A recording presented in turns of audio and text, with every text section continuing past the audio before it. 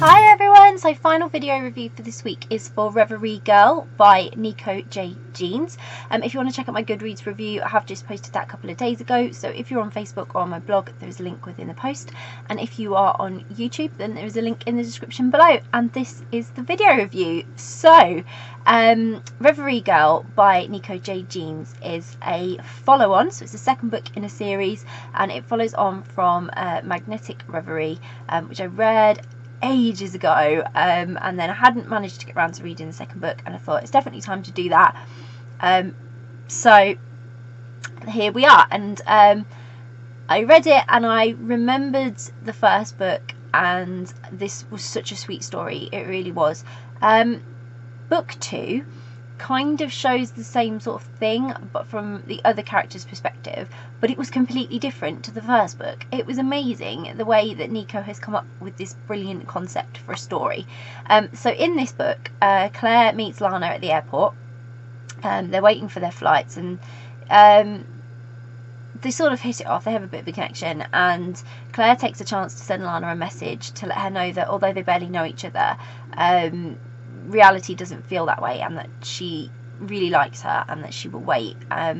So Claire kind of lives in hope that she will see Lana again, and even if Lana is due to get married and have this life in the US, Claire's still really hopeful that Lana might change her mind because of the connection they had. So Lana goes home. She's back in the US. Things really don't feel right, and she's not sure really what she wants. But she's talking to Claire online, and they're getting to know one another better.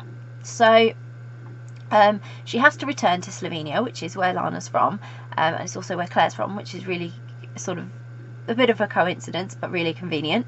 And Claire offers Lana a place to stay while she's in town getting what she needs.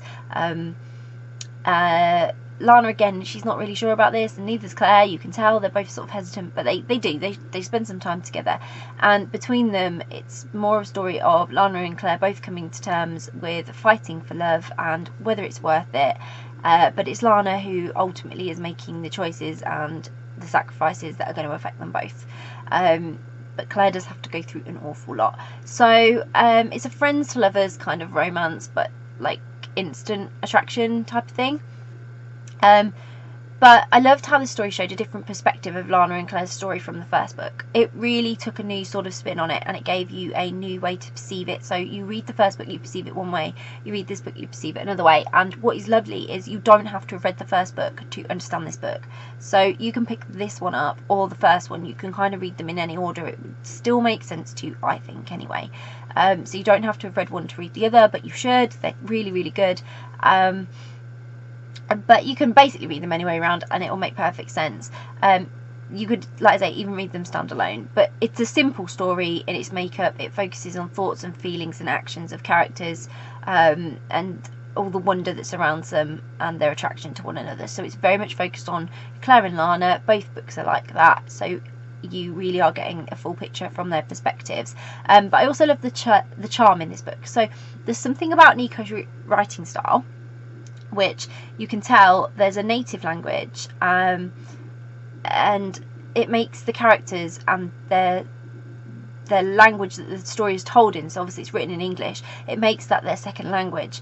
And very much added to their dialogue is their native sort of translation of English, because it's very authentic in how people who don't have English as a first language would speak English, and it's really quite charming and it's quite endearing. And I absolutely love the way Lana and Claire converse. It's something completely different to what you're used to in dialogue in books, and it's just genuinely lovely, and it adds edge to this book that makes this book completely different from any other that has a foreign character in it. So I really, really love that. I think that really was something genuinely unique about this book, and it's a good thing because conversation is a huge content of this book.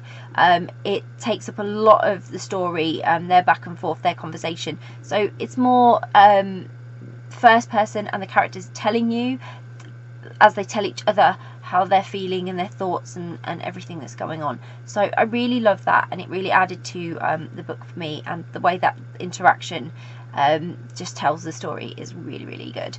Lana and Claire like I say, you learn about them in the first book if you've read it, but you don't need to read it to understand them in this book.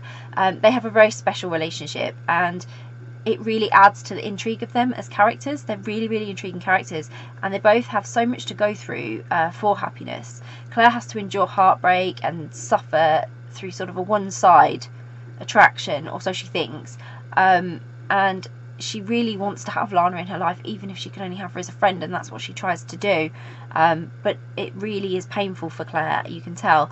But I admired how reserved Claire was in giving Lana time to make moves and decisions and waiting for her. I mean, that's some serious patience, and that's some true love, I guess. But Lana I sympathise with. It's hard to be a character.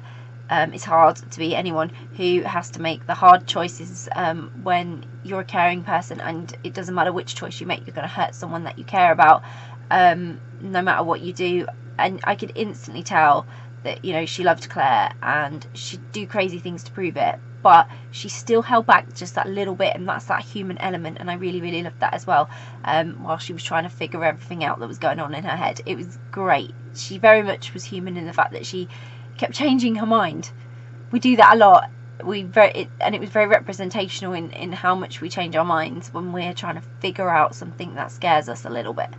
So I loved that, I really did. It was a lovely story. I really, really enjoyed it, and I hope you will too. So I'll pop a link in the description so you can go and grab a copy of Reverie Girl by Nico J. Jeans. I hope you will.